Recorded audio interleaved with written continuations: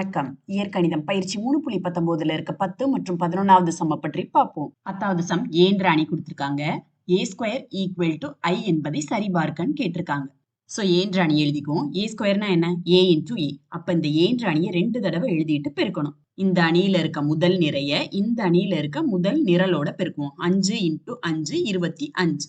அடுத்தது -4 into 6 -24. So முதல் நிரலோட பெருக்கியாச்சு. அடுத்தது இந்த முதல் நிறையை இரண்டாவது நிரலோட பெருக்கி இந்த இரண்டாவது நிரல் உள்ள இடத்துல எழுதணும். 5 into -4 -20. -4 into -5 +20. அடுத்தது இந்த இரண்டாவது நிறைய முதல் நிரலோட பெருக்கணும். 6 into 5 30. மறுபடியும் -5 into 6 -30. அதே போல இந்த இரண்டாவது நிறைய இரண்டாவது நிரலோட பெருக்கணும். 6 into -4 -24. -5 into -5 +25. சோ இப்ப இதை சுருக்கி எழுதுவோம். 25 - 24 1. அடுத்தது -20 +20 0. அடுத்தது 30 - 30 0. -24 +25 1. சோ a² = I ன்னு எழுதலாமா? I-னா அலகு அணி. இந்த அலகு அணி எப்படி இருக்கும்? மூலை விட்டத்துல மட்டும் 1 இருக்கும். மற்ற இடங்கள் அனைத்துமே 0 இருக்கும். சோ நீங்க ஆன்சர் எப்படி எழுதணும்னா therefore a² = I. அதாவது இந்த இடத்துல இந்த ஏன்ற அணியை மற்றொரு ஏன்ற அணியோட பெருக்கும் போது நமக்கு ஒரு அலகு அணியா கிடைக்கும். அடுத்தது 11வது சம். ஏன்ற அணி கொடுத்திருக்காங்க, ஐன்ற அணி கொடுத்திருக்காங்க எனில் a² - a + d into a = bc - ad into I2 என நிறுவுக. சோ ஏன்ற அணியும் அலகு அணியும் எழுதிக்குவோம். அடுத்தது a² கண்டுபிடிப்போம். சோ இந்த a 2 தடவை எழுதணும். இந்த ஏன்ற அணியை 2 தடவை எழுதணும். எழுதிட்டு பெருக்கணும். சோ பெருக்கும்போது நமக்கு என்ன கிடைக்கும்?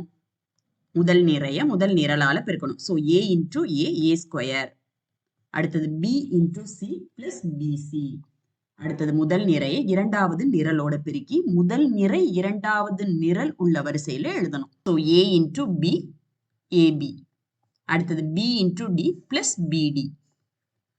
அடுத்தது இரண்டாவது நிறைய முதல் நிரலோட பெருக்கி இரண்டாவது நிரை முதல் நிரல் உள்ள இடத்துல எழுதணும்.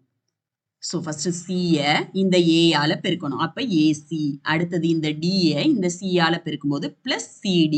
அடுத்தது இரண்டாவது நிறைய இரண்டாவது நிரலோட பெருக்கி இரண்டாவது நிரை இரண்டாவது நிரல் உள்ள இடத்துல எழுதணும். இப்ப இந்த c-ய இந்த b-யோட பெருக்கணும். பெருக்கும்போது bc. அடுத்தது இந்த d-ய இந்த d-யோட பெருக்கும்போது +d². அடுத்தது என்ன கண்டுபிடிக்கணும்? a + d into a. அதாவது இந்த ஏன்ற அணியோட இந்த a + d-ய பெருக்கணும். So a + d into a. so a + d ஏன்ற அணியை எழுதிக்குவோம். ஏன்ற அணி abcd. சோ இதை எப்படி பெருக்கிறது? இந்த a + d ஆல ஃபர்ஸ்ட் a ய பெருக்கணும். சோ பெருக்கும்போது நமக்கு என்ன கிடைக்கும்? a-ய a ஆல பெருக்கும்போது நமக்கு a² கிடைக்கும். அடுத்தது +ad. சோ இது எந்த இடத்துல இருக்கு? முதல் நிரை முதல் நிரல் அந்த இடத்துல இதை எழுதணும். a² + ad. அடுத்தது மறுபடியும் இந்த a + d ஆல இந்த b ய பெருக்கணும். பெருக்கும்போது நமக்கு என்ன கிடைக்கும்? a into b plus d into b. so bd.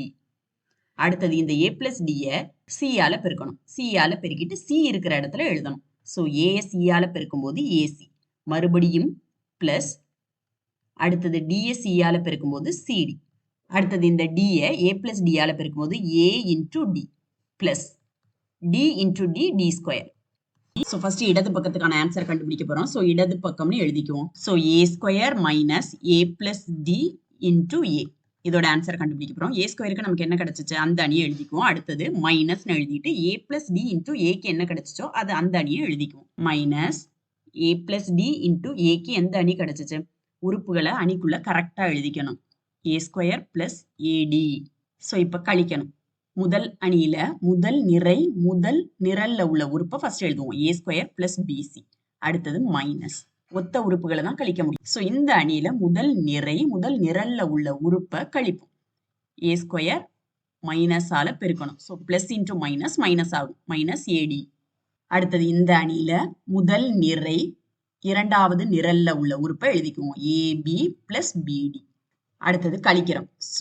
So இந்த அணியில முதல் நிரை இரண்டாவது நிரல்ல உள்ள உறுப்பை கழிக்கணும். இதுல இருந்து சோ மைனஸ் ஆல இந்த பிளஸ் பெருக்கும்போது நமக்கு மைனஸ் கிடைக்கும். -ab. மறுபடியும் இந்த மைனஸ் ஆல இந்த பிளஸ் பெருக்கும்போது நமக்கு மைனஸ் கிடைக்கும். -bd. அடுத்தது இந்த அணியில இரண்டாவது நிரை முதல் நிரல்ல உள்ள உறுப்பு ac + cd. அடுத்தது மைனஸ் இந்த அணியில இரண்டாம் நிரை முதல் நிரல்ல உள்ள உறுப்பு AC plus CD. So minus into plus குறிகளை பெருக்குவோம். Minus into plus minus AC. மறுபடியும் minus into plus minus CD. மறுபடியும் இந்த உறுப்பை எழுதிக்குவோம். BC plus D square minus into AD plus D ஸ்கொயர்னு எழுதலாம். அல்லது இந்த மைனஸால பெருக்கியும் எழுதலாம். ஸோ நான் அந்த இடத்துல மைனஸால பெருக்கி எழுதிட்டேன். Minus into plus minus a d. அடுத்தது minus into plus minus d square. இப்போ சுருக்கி எழுதுவோம். ஏ ஸ்கொயர் கேன்சல் ஆயிரும். So b c minus a d. அடுத்தது a b minus a b. B d minus b d 0 ஆயிரும். அடுத்தது a c minus a c. C d minus c d. So 0. அடுத்தது b c plus D square minus a d minus d square plus minus. So என்ன இருக்கும்? PC minus ஏடி. So இந்த இடத்துல இந்த PC minus ஏடி இங்கேயும் இருக்கு, இங்கேயும் பிசி மைனஸ் ஏடி இருக்கு. இந்த இடத்துல ரெண்டுலையுமே 0 இருக்கு. ஸோ நம்ம பிசி மைனஸ் ஏடியை பொதுவாக வெளியில் எடுக்கலாமா? ஏன்னா பிசி மைனஸ் ஏடியை பொதுவாக எடுத்தாலும் உங்களுக்கு மதிப்பு மாறாது. நான் எப்படின்னு சொல்றேன். பிசி மைனஸ் ஏடியை பொதுவாக வெளியில் எடுத்தாச்சு. ஸோ இந்த இடத்துல 1 வரும், இங்கே 0, இங்கேயும் 0, இங்கேயும் 1 வரும். இப்போ மறுபடியும் இந்த பிசி மைனஸ் ஏடியை இந்த 1ஆல பெருக்குங்க. உங்களுக்கு பிசி மைனஸ் ஏடி வரும். மறுபடியும் இந்த பிசி மைனஸ் ஏடியை இந்த 0வால பெருக்கினா உங்களுக்கு 0 தான் கிடைக்கும். அதே போல பிசி மைனஸ் ஏடியை 0வால பெருக்கினா 0 தான் கிடைக்கும். பிசி மைனஸ் ஏடியை 1ஆல பெருக்கினா பிசி மைனஸ் ஏடி தான் கிடைக்கும். ஸோ மதிப்பு மாறாது. ஸோ அதனால நான் இந்த இடத்துல பொதுவா இருந்துச்சுன்னா, பொதுவா ஏதாவது ஒரு உறுப்பு அணிக்குள்ள இருந்துச்சுன்னா நம்ம வெளியில எடுத்து எழுதிக்கலாம். ஸோ இதுக்கு பதிலா நம்ம என்ன எழுதலாம்? பிசி மைனஸ் ஏடி இன்டு ஐன்னு எழுதலாமா? ஏன்னா இது ஒரு அலகு அணி. ஸோ பிசி மைனஸ் ஏடி இன்டு ஐன்னு எழுதலாமா? இந்த அலகு அணி 2/2 வரிசையுடைய அலகணி. ஸோ பிசி மைனஸ் ஏடி இன்டு ஐ2ன்னு எழுதலாமா? நமக்கு வலது பக்கம் என்ன நிரூபிக்க சொல்லியிருந்தாங்க? பிசி மைனஸ் ஏடி இன்டு ஐ2. ஸோ வலது பக்கம் நமக்கு கிடைச்சிருச்சு. ஸோ தேர்ஃபோர் ஏ ஸ்கொயர் மைனஸ் ஏ பிளஸ் டி இன்டு ஏ. இந்த அணிகளை சுருக்கும் போது நமக்கு என்ன கிடைக்கும்னா பிசி மைனஸ் ஏடி இன்டு ஐ2ன்னு கிடைக்கும். நன்றி. உங்களுக்கு இந்த வீடியோ பிடிச்சிருந்துச்சுன்னா லைக் பண்ணுங்க. உங்க ஃப்ரெண்ட்ஸ் கூட ஷேர் பண்ணுங்க. கணிதம் கற்போம் சேனலுக்கு சப்ஸ்கிரைப் பண்ணுங்க. உங்களோட கருத்துக்களை கீழ இருக்க கமெண்ட் பாக்ஸ்ல கமெண்ட் பண்ணுங்க.